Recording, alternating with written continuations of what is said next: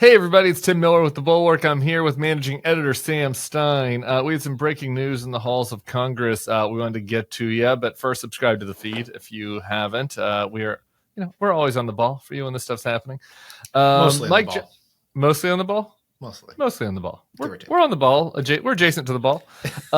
Speaker Johnson, walking through the halls, made a little bit of news with regards to the significant aid that's going to be needed in Southern California as a result of these horrific fires. Among other things, he said that there's going to be discussion about tying aid to the debt ceiling increase and maybe some other reforms. Let's watch this, and then we'll get it on the other side. Are you open to providing aid to California without any conditions at all? I think we've got to have a serious conversation about that. Obviously, there's been water resources management, forest management mistakes, all sorts of problems.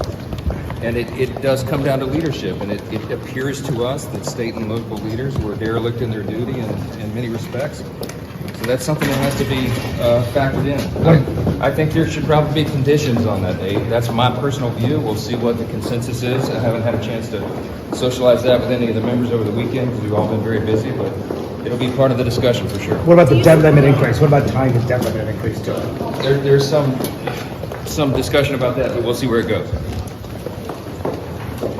All right. Sam, we should mention that was Manu Raju of CNN questioning him. Sam, initial thoughts there. Well, not to personalize this, but I will personalize it. When it was very evident early on that this was going to be a massive disaster, I was writing about how, one of the complications going forward was that Trump was going to take office soon, and Trump has a fairly well-reported history of saying, no, we shouldn't give disaster aid to California because he has problems either with the fact that there's a lot of Democrats there or that they have these environmental water policies that he doesn't like. Newsom is going to sign those papers. And if he doesn't sign those papers, we won't give him money to put out all his fires. And if we don't give him the money to put out his fires, he's got problems. He's a lousy governor. So I said at the time, I was like, look, this is going to be really a double whammy for the state because they're going to get fucked with the fires and horrific what's happening there. And then secondarily, they're going to have to scramble and crawl for aid, and it might not come. And people went nuts, like, oh, how could you? But in fact, that's what's going to happen. And the fact that Speaker Johnson is saying, yeah, we're going to, I support conditioning aid. I was trying to rack my brain to think if this has happened before where a huge natural disaster happens and the federal leadership says, no, you cannot get aid unless you do these types of reforms. The closest we got, I think, to that happened after Hurricane Sandy, but that was totally different because what happened was a number of Republicans voted against it because they said there was additional pork added onto the aid that they thought was overspending. It wasn't like they were saying, no, we're not going to pass this aid because New York and New Jersey have to do X, Y, and Z. And I don't recall, maybe I'm wrong, no one's ever said to Florida, we're not going to pass aid for hurricane recovery unless you revamp your building codes so that you don't build as many properties on low-lying ground or in traditional paths of the hurricanes. It's never happened that way. And so to me, this is kind of a really ominous development legislatively. If we're going to start conditioning aid, of course it will invite tit for tat. That's just how this is going to play out. Yeah, it's interesting. Johnson. We should just say that clearly. And he said he thinks there should be conditions. So this is unequivocal. This is unprecedented. Certainly coming from somebody at a prominent position such as him. There have been random House Republicans like the whole time that have said we should restructure the debt ceiling, like certain things we should restructure about the way we spend money, in order to try to, help get the federal debt in line. There've always been some budget hawks that say stuff like that. But again, to your point, to have the Speaker of the House floating random conditions about not random, but floating conditions about the way that water is managed, that forests are managed before giving money. That definitely is unprecedented. And, we should put a finer point on it. I mean, he's from here in Louisiana, and I can do this being from Louisiana. Plenty of disaster aid is going to be needed in the future because of hurricanes here in Louisiana, in a red state. And the notion that Democrats, would have been like, well, you got to do coastal restoration before you can do that. Like all of this, like it is. I think it would be rejected out of hand, rightly, as well. But isn't that what's going to happen now? I mean, isn't that just what's going to happen now? If this is where they're going to go with this, I mean, why would any Democrat? I mean, maybe they're more responsible, probably, but it does invite them to say, yeah, you know what, coastal restoration. Louisiana can't take any more of these hurricanes, all the barrier reefs and things like that, or whatever they are. Like, you need to build up those protections for the state, or else we're not going to do aid again. And that's just where we're at. And look, I was looking for this stuff because I just couldn't really figure out if this was, commonplace. And I found this clip from Ted Cruz. Texas has been hit by a number of different natural disasters recently. And here's Ted Cruz on ABC where he's talking about California relief. I'll tell you, at a time of crisis, politics should not play a part in how crisis relief is handled. And I have every confidence, whether it is wildfires in California or a hurricane in Texas or Florida or elsewhere or whatever the tragedy, it is amazing consistently when tragedy strikes how Americans come together and how they help each other. And right now I know there are heroic firefighters risking their lives in California, and there are a lot of people just helping their neighbors, taking people in, churches and charities and private citizens, and we need to come together, and I'm confident that's exactly what we will do in the wake of this horrific disaster. Yeah, so there was the first part there. Politics should not play a role in the relief.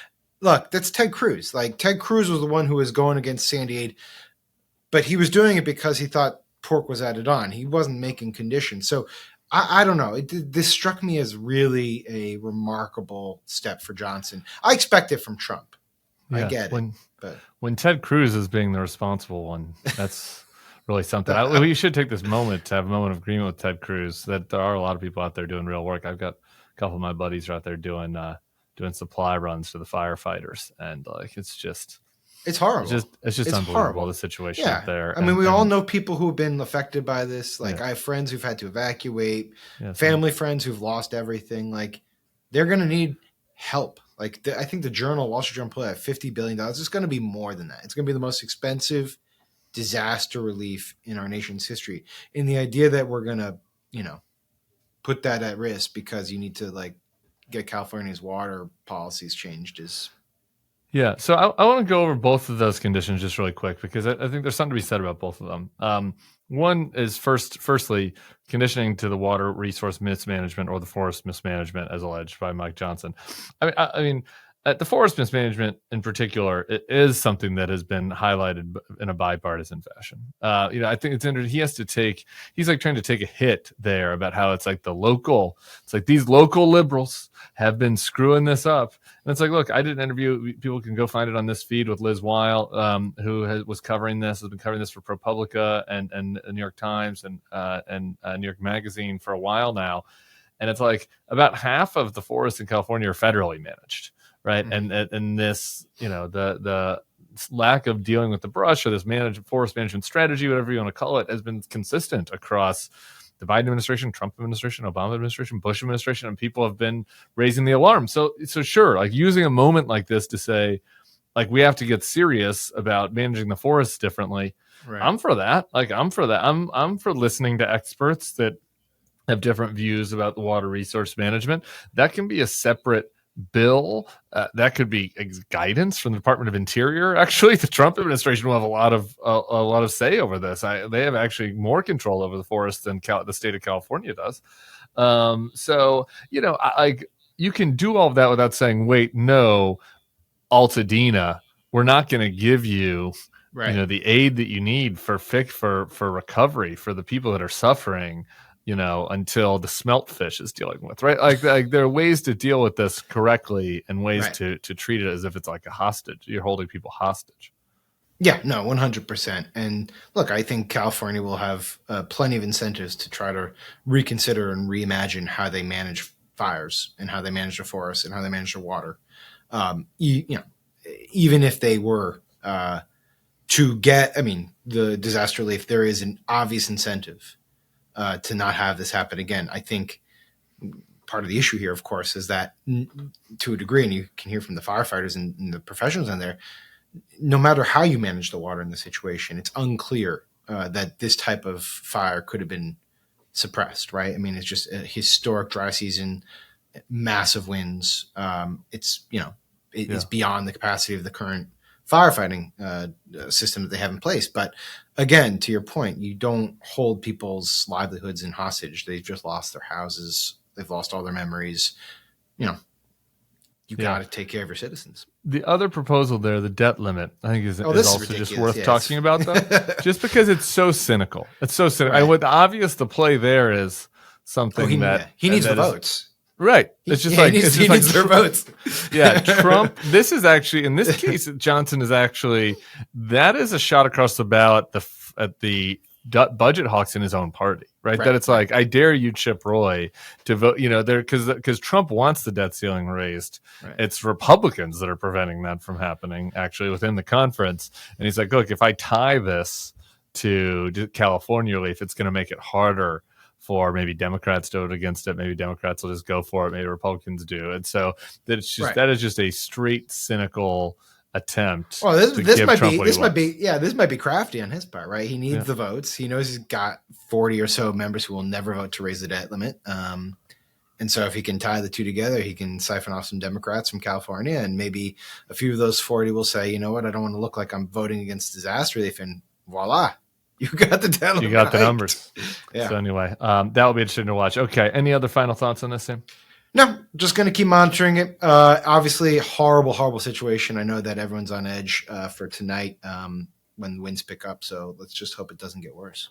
Yeah, check out that video with Liz Weil if you haven't. She's just done some really amazing reporting on this, and it's super insightful. So I was happy to have her expertise. We're going to have people from California on the pod and on YouTube all week, kind of talking about this as we look also to the confirmation hearings. Will be live tomorrow right here on this feed. Me and Sam will be live. Make sure to press that little alarm bell up there, the like, the subscribe, so you can see us watch Pete Hegseth. It should be the type of joy that I don't know how you can experience elsewhere. Is it Christmas like a month later? I mean, we'll see you guys soon.